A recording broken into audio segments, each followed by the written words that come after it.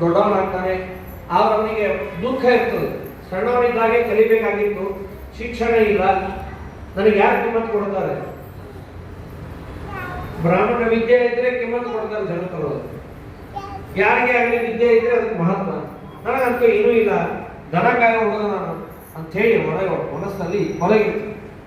ಒಂದ್ ದಿವಸ ರಾಯರು ಪೂಜಾಕ್ಕೆ ಸ್ನಾನ ಮಾಡ್ತಿರ್ತಾರೆ. ಸ್ನಾನ ಮಾಡ್ಲಿಕ್ಕೆ ಬಂದಾಗ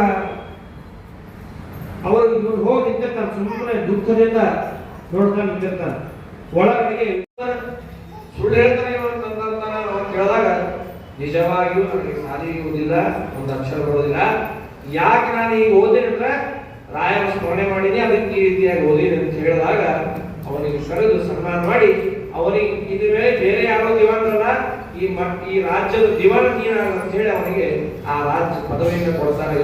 ಇದು ಆ ರಾಯರ ಆಶೀರ್ವಾದದಿಂದ ಸಿಗ್ತಕ್ಕಂತಹ, ರಾಯರ ಸ್ಮರಣೆಗೆ ಸಿಗ್ತಕ್ಕಂತಹ ಒಂದು ಅದ್ಭುತವಾದ ಆ ಭಗವಂತನ ಸನ್ನಿಧಾನ ನೋಡುವಂತಹ ರಾಯರ ಮಹಿಮೆಯನ್ನ ನಾವು ಕೇಳ್ತೀವಿ.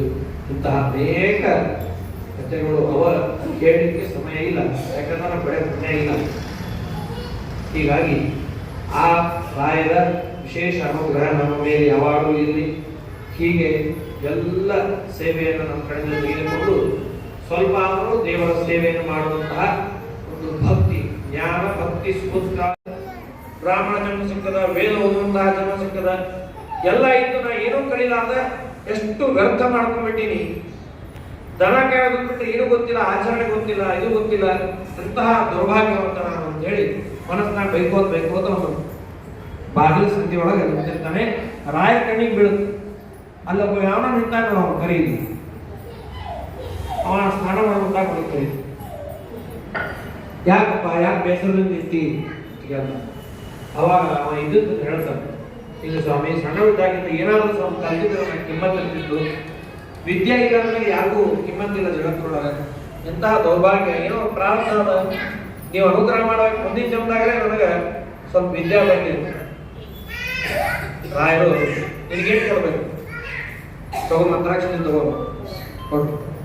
ಸ್ವಾಮಿ, ಮಂತ್ರಾಕ್ಷತೆ ಬೇಡ ಮಗ, ಆದ್ರೆ ನಿಮ್ಮ ಆಶೀರ್ವಾದ ಯಾವಾಗಲೂ ಇಲ್ಲ. ನಿನಗೆ ಯಾವ ಬೇಕು ಅವಾಗ ಆಶೀರ್ವಾದ ಆಗ್ತದೆ. ಹೋದ್ಮೇಲೆ ಅಲ್ಲಿ ವಿಶೇಷವಾಗಿ ರಾಯರ ಅನುಗ್ರಹದಿಂದ ಅವನಿಗೆ ಆ ಪ್ರಸಂಗ ಬಂದೇ ಬಿಡುತ್ತೆ. ಒಬ್ಬ